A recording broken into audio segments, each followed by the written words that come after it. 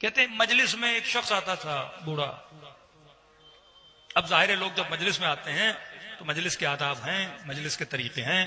مجلس میں آنے کا مطلب یہ ہے کہ بندہ باادب ہو کے بیٹھے، غور کے ساتھ سنے، صلوات کا ذکر ہے، اس کے بعد ماتم ہے، عزاداری ہے، پھر گریے کے آداب ہیں کہ امام حسین پہ کس طرح گریہ کیا جائے، آنکھوں سے آنسوؤں کا نکلنا یا گریے، جو بھی ہے مجلس کے آداب ہیں. اب ایک کلچر ایران اور عراق میں ہے، ہمارے یہاں بہت برا مانا جاتا ہے اور وہاں ان کا کلچر ہے کہ ہمارے یہاں مجلس جب شروع ہوتی ہے تو ہر ایکٹیویٹی بند ہو جاتی ہے، پورا فوکس خطیب کی طرف، خطیب کی باتوں کی طرف، مصائب امام حسین کی طرف. لیکن آپ ایران اور عراق جائیں گے، وہاں مجلس ہوتی ہے تو مجلس کے بیچ میں چائے بھی چل رہی ہوتی ہے، یا خطیب صاحب مجلس پڑھ رہے ہیں اور گوشے کناروں میں لوگ ٹیک لگا کے بیٹھے ہیں اور مولا حسین کی چائے کی نیاز بھی جو قہوہ دیتے ہیں وہ چلتا ہے. تو کہتے ہیں مجلس ہو رہی تھی، ایک شخص مجلس میں آیا اور اس کی روٹین تھی وہ ڈیلی آتا اور آ کے چائے پیتا. اب جب چائے پیتا اپنا مجلس سنتا. چلو بھائی چائے پی لی تو مجلس کے آخر میں ماتم کر لو، نہیں. گریا کر لو، نہیں. آیا 3-4 کپ چائے کے پیے اور مجلس اٹھ کے چلا گیا. شیخ عبداللہ کہتے ہیں یہ بات مجھے بڑی بری لگی، یاد بھی مجلس کے خلاف ہے کہ مجلس میں آئے ہو کم از کم گریا کرو، ماتم کرو، توجہ سے سنو، 4 صلواتیں پڑھو. یہ کیا ہوا کہ آپ مجلس میں آئے اور آپ نے چائے پی اور آپ مجلس سے نکل گئے. کہتے ہیں میں نے کہا نہیں لیکن دل میں برا ضرور مانا. صدام آیا، ہم کہتے ہیں عراق سے ایران چلے گئے، ایران میں پھر مجلس میں بپا کی.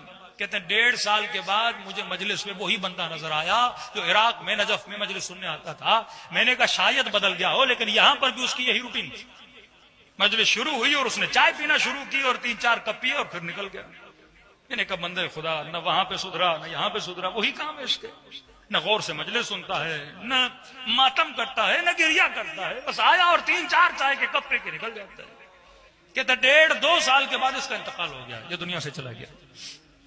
شیخ عبداللہ کہتے ہیں کہ اللہ نے اس کے مرنے کے 1-1.5 سال بعد مجھے اس کی برزخ دکھائی.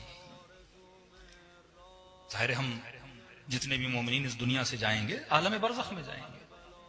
برزخ میں 2 وادیاں ہیں، وادی السلام اور وادی برہوت. وادی السلام سلامتی کی وادی، وادی برہوت جہاں پہ لوگوں کو عذاب دیا جائے گا.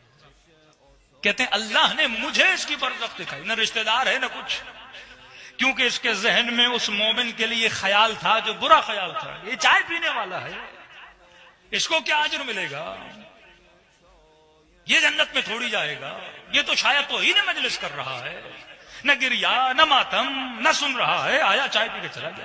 کہ اللہ نے جان بوجھ کے مجھے اس کی برزخ دکھائی. شیخ عبداللہ کہتے ہیں میں نے دیکھا کہ برزخ کے باغوں میں سے ایک باغ میں بیٹھا ہوا ہے. پریشان ہوا. میں نے کہا بوڑھے کس نے دیا یہ باغ؟ کہتا جب مرا تو حسین لینے کے لیے آئے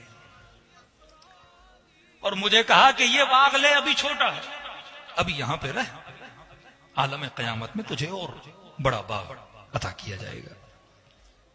میں نے کہا کہ بوڑھے میں نے تو چائے کے علاوہ تجھے اور کچھ کرتے ہوئے نہیں دیکھا، تو صرف مجلس امام حسین میں چائے پینے آتا تھا، اور تم نے کیا کیا؟ کہ یہ کہا تو غصہ ہو گیا. اس نے کہا شیخ چائے تو گھر میں بھی تھی. شیخ چائے تو میرے گھر میں بھی تھی، میں مجلس حسین میں چائے پینے نہیں حسین کی چائے پینے کے لیے آتا تھا. اب تصور کریں جو اس نیت سے بھی فرش عزا پر آئے. قہوہ ہے نا ہمارے ہاں تو چلو دودھ مہنگا ہے، پانی مہنگا ہوتا ہے کیا، کہ یہ چائے تو میں گھر میں بھی پی سکتا تھا، لیکن میں نیت کر کے آتا تھا نہیں فرش عزا پہ جاؤں گا، حسین کے نیاز کی چائے پیوں گا. اس نیت کو مد نظر رکھتے ہوئے امام حسین نے عالم برزخ میں اسے باغ عطا کیا. اب تصور کریں جو حسین پہ گریہ کرے اس کا کتنا اجر ہے.